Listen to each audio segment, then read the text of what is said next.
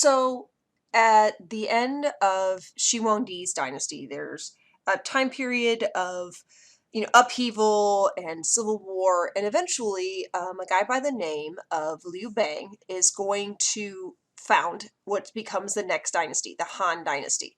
And during the Han dynasty, we often look at the Han dynasty as the golden age, the classical age of China, and this is where a lot of what we see as traditional Chinese culture really takes root.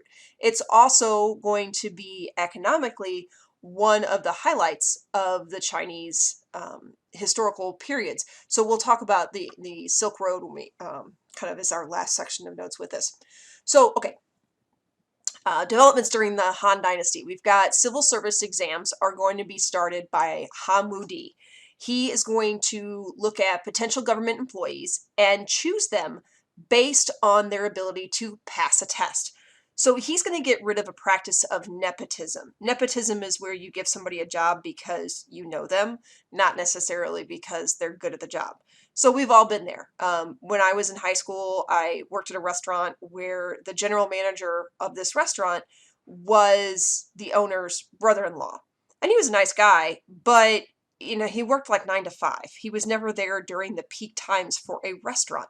And he got away with it because he was the owner's brother. Now, for example, well,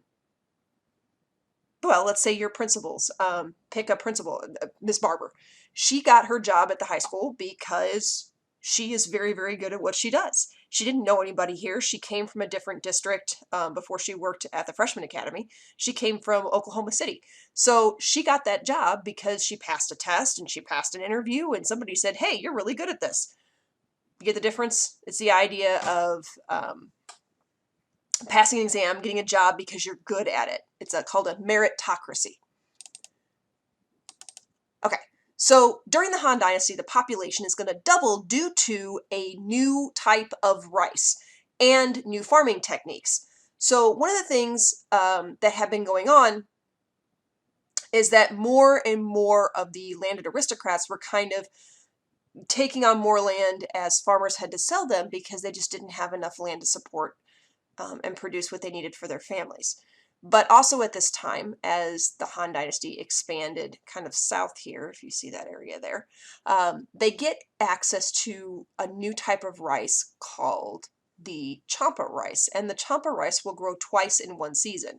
So that's twice the amount of food, which means twice the amount of people. More food, more babies. So you're going to see all kinds of developments during the Han. Do you remember that video we watched about weaponry, Chinese ancient weaponry? Well, here is where a lot of those innovations kind of take place. They do their armor differently than you see later on in the Middle Ages in the East, or in the western part of the world. These guys do what they call fish scale armor, and you can see in the picture here how it's more flexible and it moves with the body, and it's also more lightweight. So it does allow you a lot more movement while still maintaining the protection. The Han were one of the first people to make iron swords, which allowed for a longer sword and a stronger sword. They also used this iron-making technology to outfit their crossbows. They invent the kite, and they use it in clever ways for military purposes, like sending messages or frightening the enemy. One legend is that a general, you could use a kite in a pretty flat surface to basic geometry, a squared, b squared, c squared, to figure out how high that wall is without getting within range of their crossbow. But one general is said to have used the kite with bamboo pieces and fly it at night because the sound that it created was kind of eerie as the wind blew across this open bamboo. And it sounded like foo, foo, which supposedly in that dialect sounds a lot like the phrase you say for beware, beware. So it makes me think of, oh my gosh, there's ghosts, because it sounds like, oh, your ancestors are talking to you 20 feet in the air, on this castle wall. I don't know how true that is, but it does make for a fun story. And we will be looking into making kites one time this semester. We're going to make box kites, but I think I'm going to wait for a little warmer weather for that.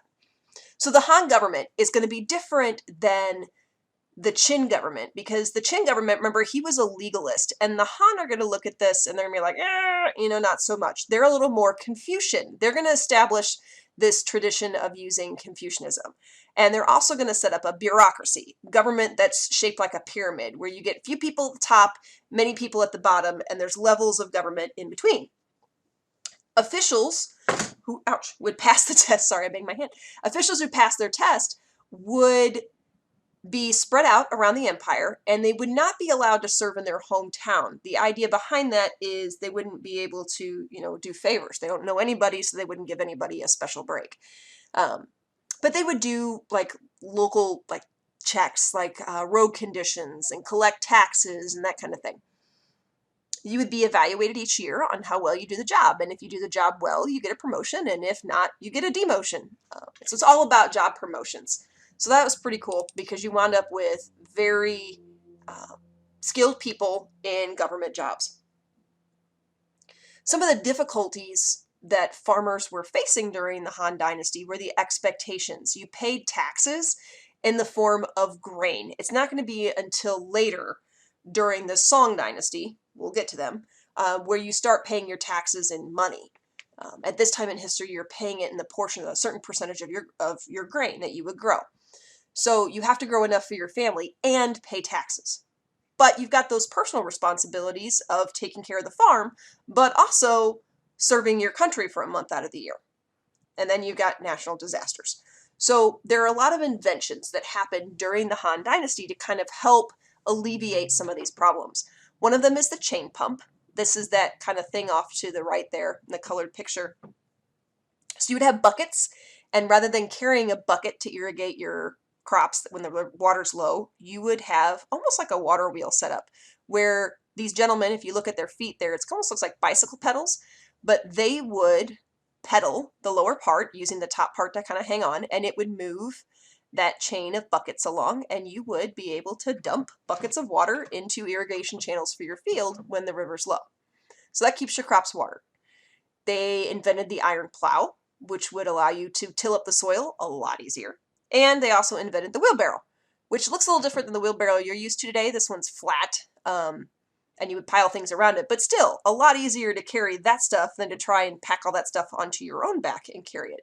So a lot of these farming inventions are going to truly make production easier, and then with the intervention of that rice, you're really going to see crops really explode.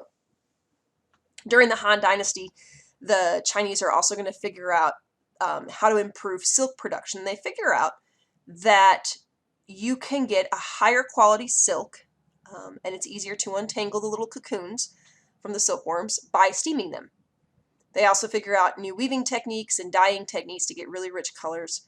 And they also figure out how to retrieve salt from the underground, not just from the sea. They figure out how to drill a hole and then take a bamboo shoot with a valve at the end and run it down, close the valve, and then pull the tube back up, and you'd get salt water. Then you dry it out and you'd have salt. Salt is a necessity. You have to have salt. So the more that you can get salt available without having to travel long distances, that's going to be a huge, huge moneymaker and advantage for your people. In the arts, they figure out screen printing and paper making. Think about it. Okay, we were writing on bamboo shoots and things like that, pieces of stick, but that's not very convenient as far as transporting. But a book made of paper, you can write a lot and transport that. So paper making is probably the #1 invention from the Han Dynasty.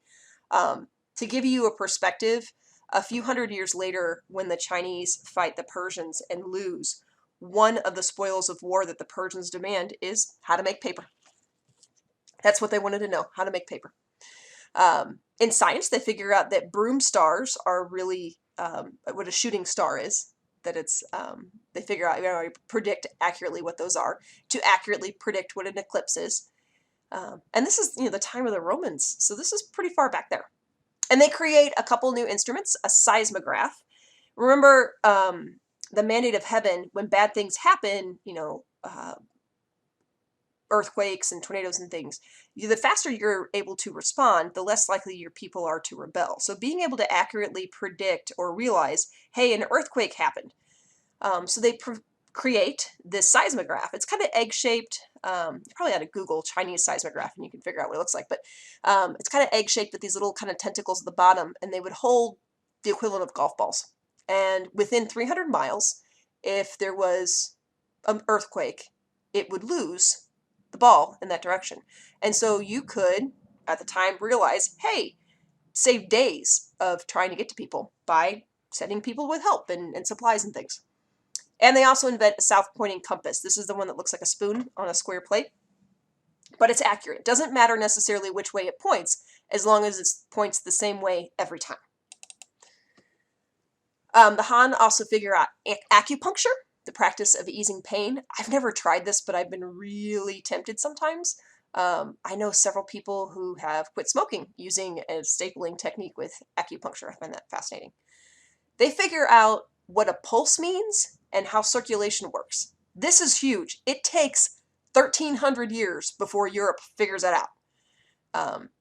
That when your pulse, they're not like accurate, but they understand when your pulse starts getting light and thready, you're sick. When your pulse is real strong and steady, you're healthy. So they would test your pulse. They also figure out anesthesia. They get you drunk before surgery. Like really, really, really drunk. But it's effective. You stop wiggling. So the Han Dynasty is going to end much in the way that a lot of dynasties are. There's wars, rebellions, plots against the emperor, and civil war begins.